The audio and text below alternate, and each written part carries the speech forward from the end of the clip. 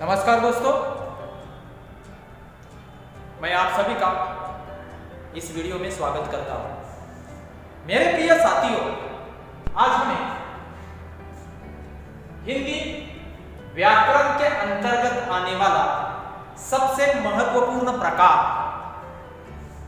संधि, संधि किसे कहा जाता है और उसके प्रकार कौन कौन से हैं, इसके बारे में अधिक चर्चा करनी है।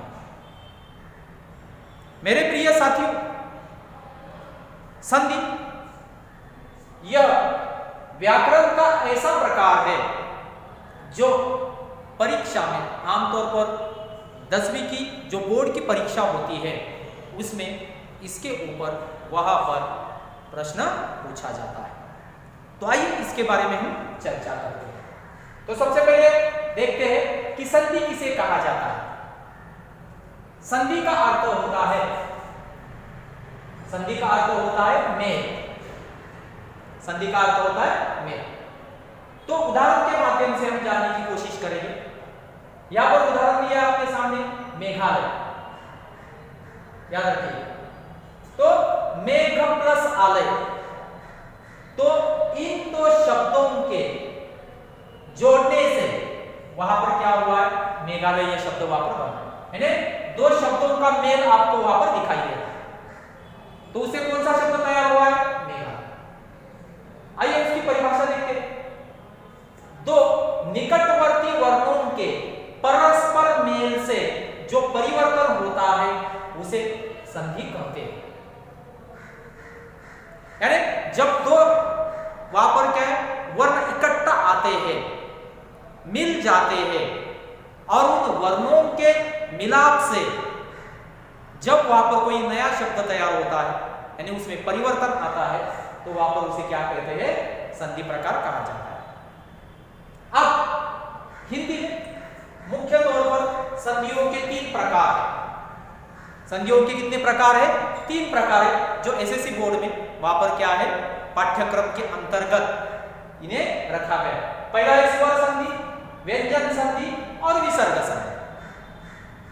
तो इसमें से अब हमें स्वर संधि किसे कहा जाता है, इसके बारे में चर्चा करेंगे। मेरे प्रिय साथी, स्वर संधि किसे कहते हैं।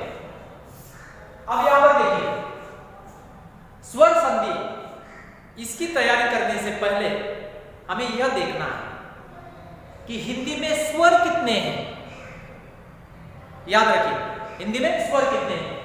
तो हिंदी में स्वर कितने होते हैं, सबसे पहले हम उसे देख लेंगे। हिंदी में स्वर होते हैं 13। ओ, आ, ई, उ, ए, ऐ, ओ, औ, आ और बाद में है रू। कितने स्वर हो गए, 1 2 3 4 5 6 7 8 9 10 11 12 13। तो कितने स्वर हो गए, 13 स्वर। हिंदी में 13 स्वर होते हैं। अब जब वहां पर हम स्वर संधि की तैयारी करते हैं तो कहीं ना कहीं दो स्वरों का मिलाप होता है और दो स्वर इकट्ठा मिलने के कारण वहां पर स्वर संधि वाला शब्द तैयार होता है। निम्न कक्षाओं में हमने इसे पढ़ा है, हिंदी में स्वर कितने होते हैं, व्यंजन कितने होते हैं। तो जब परीक्षा में आपको स्वर संधि पहचानने के लिए कहा जाएगा अथवा एकाध संधि शब्द दिया जाएगा, उसका वर्ण विच्छेद आपको करने के लिए पूछा जाएगा, तो आप आंसर लिख सकते हो। इसलिए मेरे प्रिय साथियों, हिंदी में स्वर कितने हैं यह आपको कंठस्थ होने चाहिए, तब आप क्या कर सकते हो, इस प्रश्न को हल कर सकते हो। अब यहां पर आपके सामने कुछ उदाहरण दिए, तो उस उदाहरणों को देखने के बाद हमें पता चलेगा कि स्वर संधि को कैसे पहचाना जाता है। तो उदाहरणों के माध्यम से हम देख लेंगे। आइए देखते हैं उदाहरणों के माध्यम से। अब यहां पर देख लीजिए, वाचनालय शब्द आपके सामने दिया है, वाचनालय। यहां पर शब्द है वाचन प्लस आलय।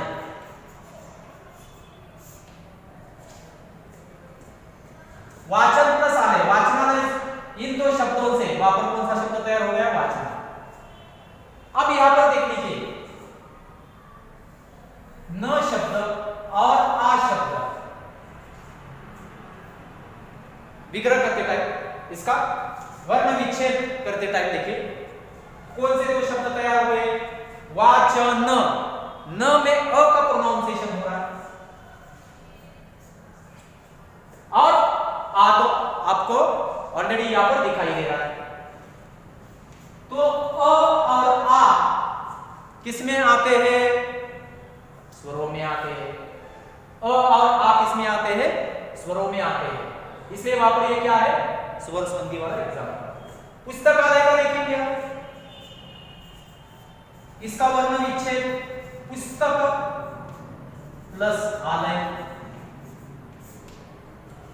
पुस्तक और आलय, पुस्तक और आलय से कौन सा शब्द तैयार हो गया? पुस्तकालय।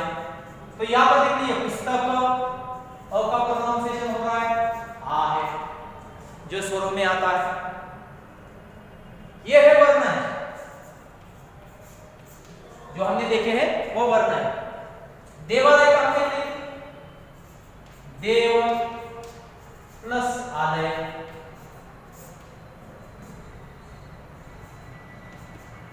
दोबारा अ और आ का प्रोनाउंसिएशन देव, अ और आ, इसका प्रोनाउंसिएशन हुआ।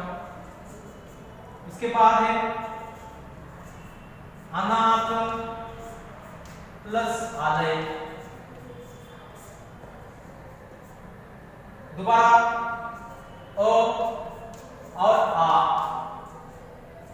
सूर्योदय देखिए, नया शब्द आया, सूर्य प्लस उदय। देखिए सूर्य प्लस उदय। अब यहां सूर्य में अ प्लस उ, दोबारा आपको स्वर दिखाई दे रहे हैं, याद रखिए। सदैव शब्द है, सदा प्लस एवं, सदा प्लस एवं, दो शब्दों को जोड़ दिया, सदैव शब्द तैयार हुआ। इसमें भी वहां पर देख लीजिए, अ है, ए है, स्वर। परमेश्वर, परम, और बाद में ईश्वर, परम प्लस ईश्वर। यहां पर देख लीजिए, अ और ई वहां पर आपको दिखाई दे रही है उच्चारण करते समय। प्रत्येक, प्रति प्लस एक, ती रहस्व है, इसलिए वहां पर क्या है?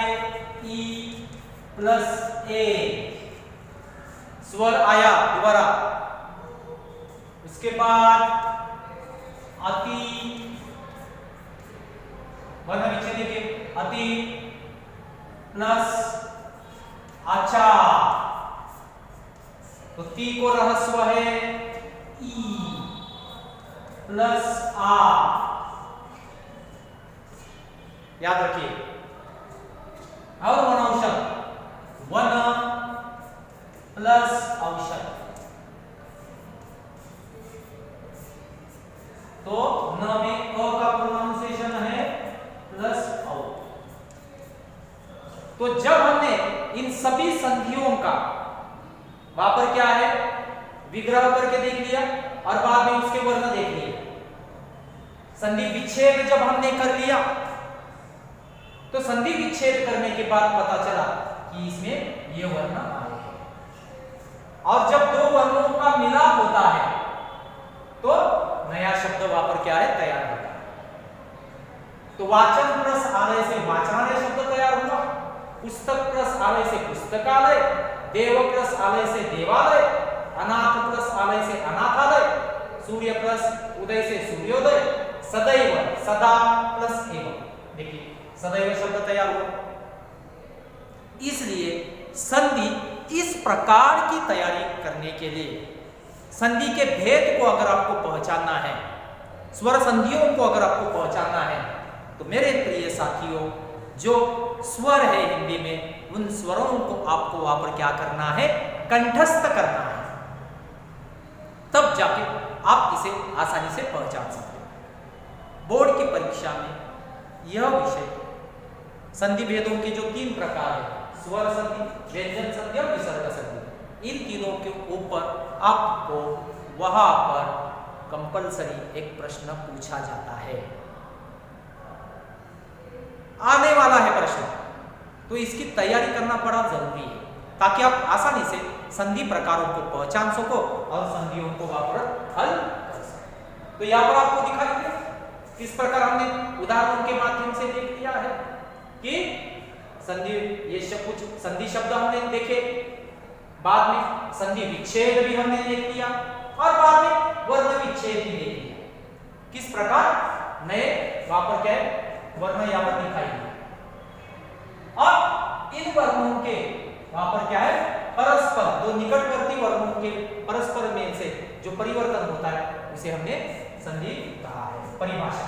तो यहां पर ये वर्ण मिल जाते हैं जो मैंने आपके सामने बताया। तो वर्णों के मिलाप से वहां पर क्या है, संधि शब्द तैयार होता है। तो इसे हिंदी में क्या कहते हैं, स्वर संधि। स्वर संधियों के कुछ उदाहरण हमने वहां पर क्या है मेरे प्रिय साथियों। आशा करता हूं कि स्वर संधि वाला यह टॉपिक जो व्याकरण विभाग के अंतर्गत आता है वो आपको समझ में आ गया होगा। इसके बाद वाला जो टॉपिक है व्यंजन संधि, वह हम नेक्स्ट वीडियो में वहां पर क्या है। धन्यवाद।